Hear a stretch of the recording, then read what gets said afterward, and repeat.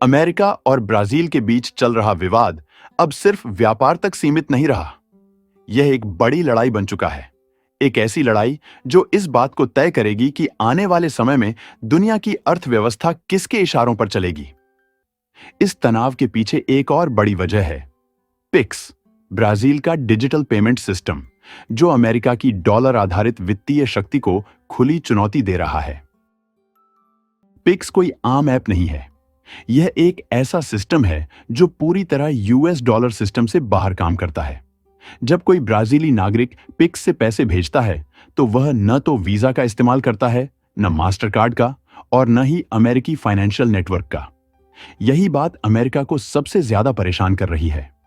और बात सिर्फ ब्राजील की नहीं है, यह एक ग्लोबल ट्रेंड बनता जा रहा है, क्योंकि अब ब्रिक्स देश ब्राजील, रूस, भारत, चीन और साउथ अफ्रीका सब मिलकर एक ऐसा सिस्टम बना रहे हैं जिसमें लेन देन उनकी अपनी लोकल करेंसीज में हो सके।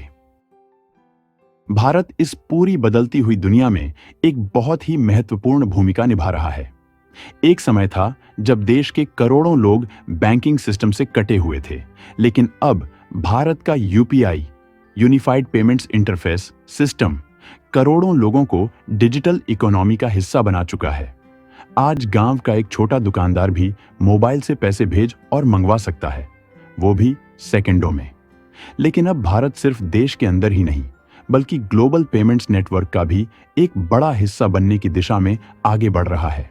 भारत सरकार और आरबीआई ने मिलकर कई देशों के साथ समझौते किए हैं, जैसे यूएई, सिंगापुर, भूटान और फ्रांस, ताकि भारतीय नागरिक विदेश में भी बिना किसी डॉलर एक्सचेंज के सीधा यूपीआई के जरिए पेमेंट कर सकें।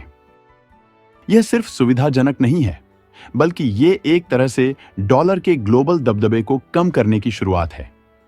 आज जब एक भारतीय टूरिस्ट दुबई में चाय खरीद सकता है अपने फोन से और पेमेंट इंडियन रुपयों में कटती है, तो सोचिए इसका क्या असर होता है उस सिस्टम पर जो अब तक डॉलर के जरिए ही काम करता था। यह वही जगह है जहां अमेरिका की चिंता शुरू होती है। दूसरी तरफ चीन भी पीछे नहीं है। उसने अपनी खुद की डिजिटल करेंसी, जिसे ECNY, डिजिटल युआन कहते हैं, को बड़े स्तर पर लॉन्च किया है और अब एग्रेसिवली दुनिया भर में उसे अपनवाने की कोशिश कर रहा है।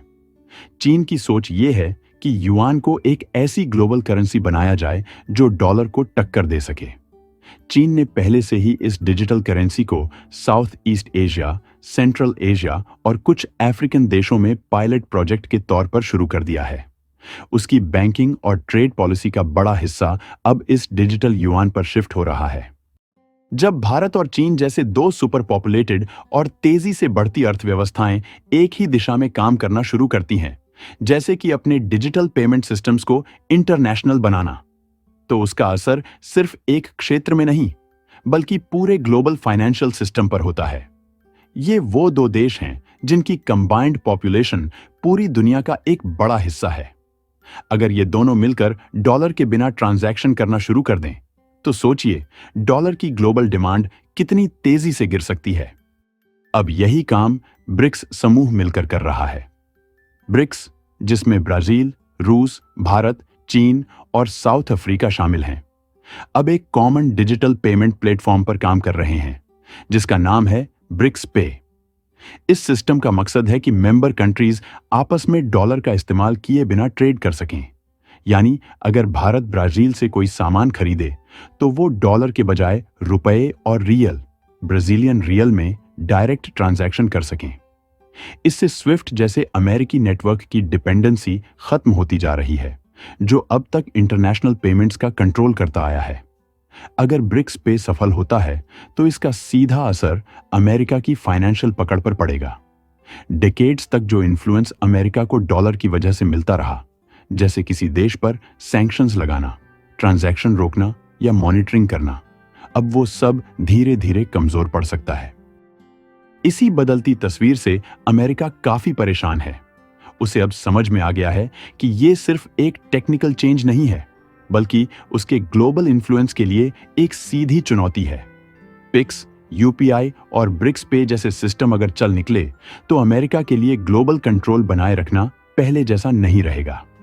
इसीलिए अमेरिका ने ब्राजील के डिजिटल ट्रेड सिस्टम पर फॉर्मल इन्वेस्टिगेशन शुरू कर दी है, खासकर यह जानने के लिए कि क्या पिक्स जैसे प्लेटफॉर्म्स ने अमेरिकन कंपनियों को नुकसान पहुंचाया है। अमेरिकी सरकार को लगता है कि पिक्स ने वीजा और मास्टर कार्ड जैसी अमेरिकी पेमेंट कंपनियों को एक बड़ा झटका दिया है। ये वो कंपनियां थीं जिनका पिछले कई दशकों से दुनिया भर की पेमेंट मार्केट पर दबदबा था। लेकिन अब डेवलपिंग देशों में जब लोग बिना उनके नेटवर्क के अपनी लोकल ऐप से ट्रांजैक्शन कर रहे हैं, तो अमेरिका को डर लग रहा है कि कहीं ये डिजिटल रेवोल्यूशन उसकी इकोनॉमिक पावर को खत्म न कर दे। लेकिन ब्राजील के प्रेसिडेंट लूला दा सिल्वा का कहना है कि पिक्स कोई खतरा नहीं, बल्कि आर्थिक आजादी का एक पावरफुल टूल है। उन्होंने कहा कि पहले गरीब लोग, छोटे दुकानदार, गिग वर्कर्स, पेंशनर्स, ये सब बैंकिंग सिस्टम से दूर रहते थे। अब पिक्स की वजह से वो भी सीधा डिजिटली पैसे भेज सकते हैं, बिना किसी एक्स्ट्रा चार्ज या पेपर वर्क के। लूला का मानना है कि दुनिया को अब सिर्फ एक करेंसी पर नहीं चलना चाहिए। क्यों हर बार डॉलर में ही सोचना पड़े? क्यों एक देश की करेंसी इतनी पावरफुल हो कि वो बाकी दुनिया पर दबाव बना सके? इसी सोच के साथ ब्रिक्स के देशों ने 2025 की बैठक में एक नई दिशा तय की है, एक ऐसी पेमेंट व्यवस्था जो अमेरिका की डिपेंडेंसी से आजाद हो। लेकिन अमेरिका इसे एक खुली चुनौती मान रहा है। यही वजह है कि अमेरिका ने अब सिर्फ ब्राजील पर टैक्स नहीं लगाया, बल्कि वहां के कुछ बड़े अधिकारियों पर सैंक्शंस भी लगाए हैं। ये वही लोग हैं जो कुछ विवादित मामलों में न्यायिक भूमिका निभा रहे थे। इंटरनेशनल कम्युनिटी इस कदम की निंदा कर रही है और इसे अमेरिका की एक तरह की ओवर रिएक्शन बता रही है। कुछ पुराने अमेरिकी अधिकारी भी मानते हैं कि इस तरह के दबाव बनाने से उल्टा असर हो सकता है। इससे अमेरिका की इमेज खराब होगी और ब्रिक्स जैसी शक्तियों को और यूनिटी मिल सकती है। जब एक देश बार बार अपनी पावर का इस्तेमाल करके दूसरों को दबाने की कोशिश करता है, तो बाकी देश नेचुरली एकजुट हो जाते हैं। पिक्स अब सिर्फ एक ब्राजीली सिस्टम नहीं है, ये एक सिग्नल बन गया है उस नई दुनिया का जो डॉलर की मोनोपोली से बाहर निकलना चाहती है। हाँ, अभी पूरी तरह अमेरिका के फाइनेंशियल सिस्टम से निकल पाना मुश्किल है, क्योंकि ग्लोबल इकोनॉमी का बहुत बड़ा हिस्सा आज भी डॉलर पर टिका है। लेकिन जो दिशा ब्रिक्स देश ले रहे हैं, वो बताती है कि आने वाले सालों में बहुत कुछ बदलने वाला है। भारत, जो पहले सिर्फ एक डेवलपिंग इकोनॉमी माना जाता था, अब डिजिटल लीडरशिप में आगे आ चुका है। चीन, जो कभी सिर्फ एक एक्सपोर्ट हब था, अब अपने करेंसी को ग्लोबल बनाने में लगा है। और ब्राजील, जो कभी अमेरिका का करीबी साझेदार हुआ करता था, अब खुद को एक स्वतंत्र आर्थिक ताकत के रूप में पेश कर रहा है। ये सब मिलकर एक नए युग की शुरुआत कर रहे हैं, जहां डॉलर के अलावा भी विकल्प होंगे और जहां फाइनेंशियल ताकत सिर्फ एक देश के पास नहीं, बल्कि कई इमर्जिंग देशों के बीच बंटी होगी। यही अमेरिका का सबसे बड़ा डर है और यही ब्रिक्स का सबसे बड़ा सपना।